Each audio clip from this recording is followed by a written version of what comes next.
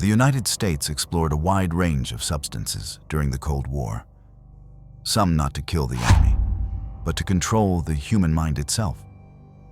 One of the most important hubs for this research was the Edgewood Arsenal on the shores of Chesapeake Bay. It became home to American scientists who argued that chemicals could shape behavior and perception more effectively than bullets or artillery. Across the Cold War, military physicians studied the effects of LSD, nerve agents, and other compounds on more than 5,000 U.S. soldiers, measuring how the substances changed the brain, the body, and behavior. The outcomes were often disturbing, with reports of depression, exhaustion, neurological harm, and even deaths. The effort became known as Operation Delirium.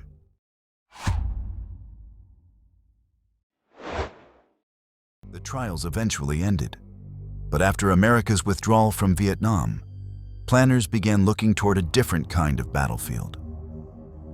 Scientists pursued methods that hadn't truly appeared in modern combat since World War I. And among all threats, none struck deeper fear into soldiers than chemical agents, substances that could disable or kill a man upon contact. Chemical warfare first entered the modern battlefield during World War I, beginning at the Battle of Ypres in 1914. As the war intensified, new agents followed: chlorine gas, then mustard gas.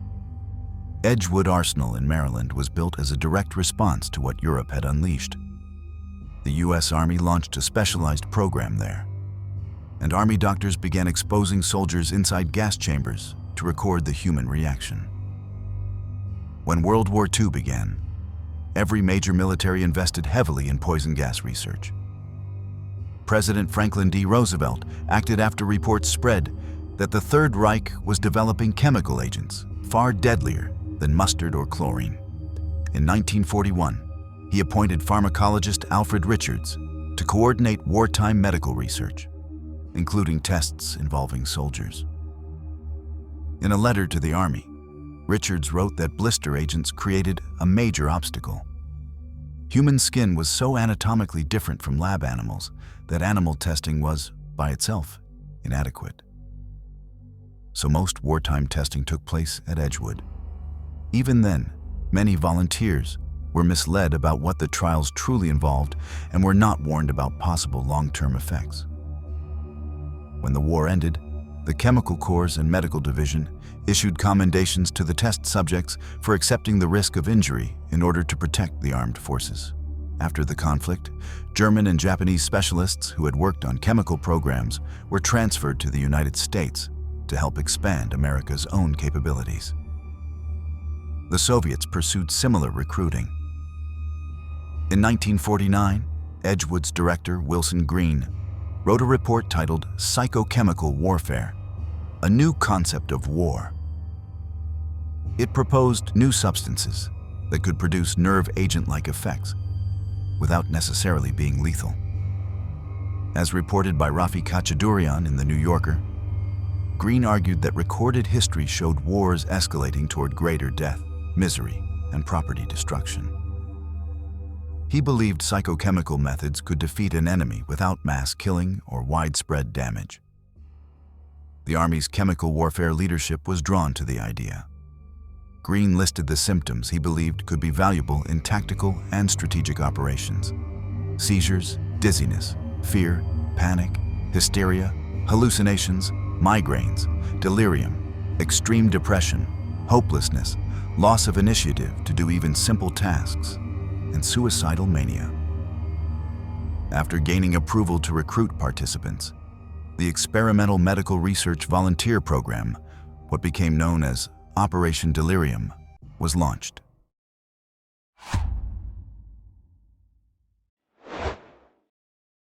In the 1950s, anxiety over Soviet superiority pushed companies to supply Edgewood with hundreds of experimental chemicals for testing.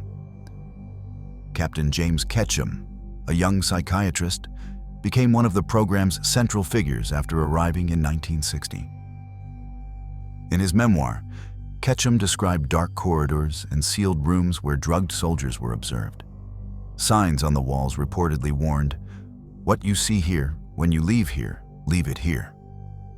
Ketchum focused on a compound known as EA-2277, later identified as BZ, an anticholinergic related to atropine and scopolamine, capable of producing delirium and severe mental disruption. He became fascinated by the vivid illusions subjects described. Soldiers reported seeing people and animals appear and vanish. Some believed they were eating dessert when they were actually licking a shoe, or drinking soda when nothing was there. Other men displayed strange behaviors: rapid mumbling, disordered speech, fixation on ordinary objects. Some perceived guards as giant worms, snakes, or creatures about to attack them. In one case, a drugged soldier tore apart a padded cell and tried to flee because he believed the guards were going to kill him. The effects often lasted for days. When they finally faded, many soldiers remembered only fragments, unable to separate what was real from what was imagined. And some reported lingering anxiety, aggression, and terror.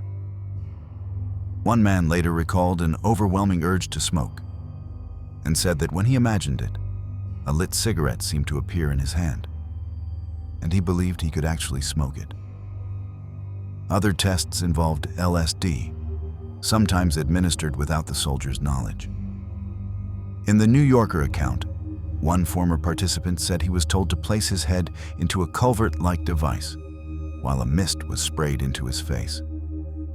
He assumed it was water and had no idea what it really was.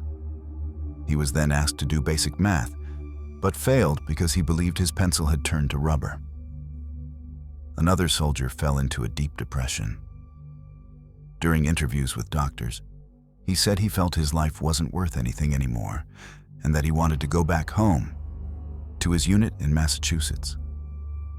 Some experiments were filmed and edited into military demonstration footage directed by Ketchum. Two titles were The Longest Weekend and Cloud of Confusion, created to show how BZ could incapacitate an entire unit under combat conditions.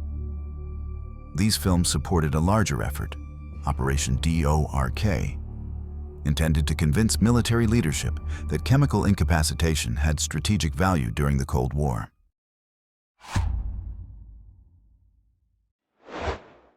Over time, the work became an ethical crisis for many staff at Edgewood. The Nuremberg Code had established that voluntary consent of the human subject is essential. Some, including Ketchum, argued the research served a greater purpose, but many doctors resigned and never returned. Although soldiers volunteered, the Army often failed to explain that they would be used like test subjects. Many were told they were evaluating equipment or protective systems. They were offered incentives, extra pay, additional leave, or commendations. And for many, the strongest incentive was time away from Vietnam. But once they arrived at Edgewood and understood what was happening, backing out could be difficult. Those who tried sometimes faced threats of discipline or court-martial. Afterward, subjects were released back into civilian life as if nothing had happened, with little follow-up, while some reportedly died not long after. Operation Delirium ran for more than a decade, yet its findings were never deployed during the Vietnam War. In 1969, President Richard Nixon announced that the United States would not use the 49 tons of BZ it had accumulated since the program began in the early 1960s. As funding slowed, James Ketchum left the chemical warfare program in 1971. Years later, congressional investigators and Army officials reopened Edgewood to determine what the facility had truly been used for, and how much of its work remained classified. What they uncovered raised questions that still haven't fully been answered, about the limits of experimentation, the role of intelligence agencies, and how much of the Cold War's human research legacy remains hidden. Operation Delirium officially ended. But the idea behind it, the weaponization of the human mind, never did.